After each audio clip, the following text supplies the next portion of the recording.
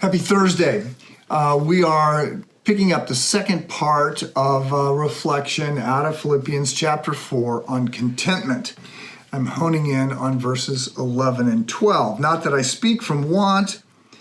This is Paul writing from a prison cell in Rome. Not that I speak from want. I have learned to be content in whatever circumstances I am. I know how to get along with humble means. I also know how to live in prosperity. In any and every circumstance, I have learned the secret of being filled and of going hungry, both of having abundance and suffering need. I can do all things through him who strengthens me. So yesterday I noted that Paul is writing about the secret of contentment, and Rockefeller had all this money and didn't know it. I talked about Michael Jordan, an article by Rostow and others. Look, I then said, sin is at the heart of this problem, our restless heart, our broken heart, and started to talk about the hedonists. And then I said, you should make a list of things that you're thankful for. I hope you did, because that really does work remarkably. It's so simple. But let me just let me say a little bit more about hedonism. Hedonism is the philosophy that says, I'm just going to go after what I want. And whether that's, I want to eat what I want, I'm going to have sex with whoever I want, I'm going to pursue whatever I believe will make me happy. And the Greek philosophers realized that it actually doesn't work. If what you really like to eat is chocolate cake and all you eat is chocolate cake, pretty soon you don't like chocolate cake. It doesn't work for you. And so they discovered that joy is a byproduct of a life rightly lived. And this is something that gets picked up on a little bit by Paul. I would also just note that one of the other things that we're up against when it comes to contentment is that we tend to do this really awful job of comparison. And comparison really can make you feel however you want to feel. Look, I can compare myself. I used to use this illustration. It doesn't work so well anymore, but I was going to say I can compare myself to Bill Gates' money or intellect and say, I just don't have it. Or I can compare myself to Bill Gates' athletic ability. Now I have very limited athletic ability, so it doesn't work either. Bill wins on everything. But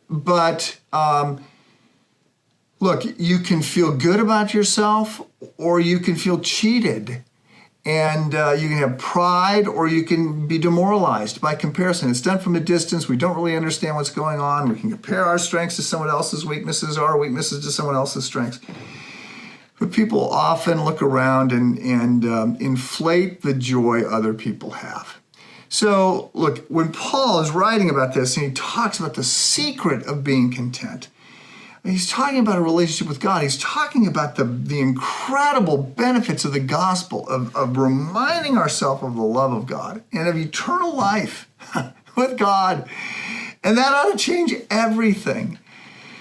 I would go on to say, I think that holiness itself, which we tend to think of as being fairly dour, is actually, it's a product of joy. The Puritans get dismissed as being, lifeless people. No, they write often about the incredible joy that they had, because life works better when we pursue God and when we live avoiding sin. Sin is ultimately self-destructive behavior.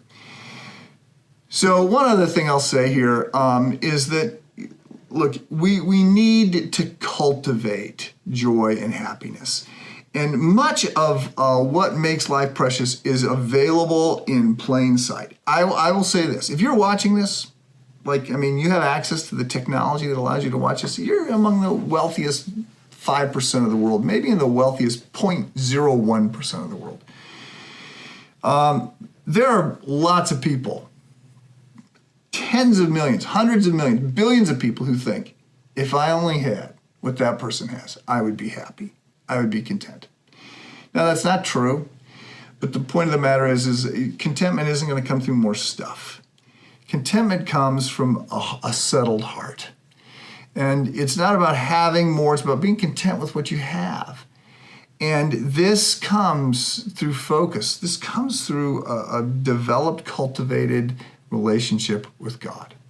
The path to joy comes from rehearsing the gospel, looking at God, his beauty, his power, being amazed by the promises of God and eternal life. And it's also about learning to cultivate a contentment that comes from all those blessings. So, make another list today, 20 more things that you're thankful for, and have a good day.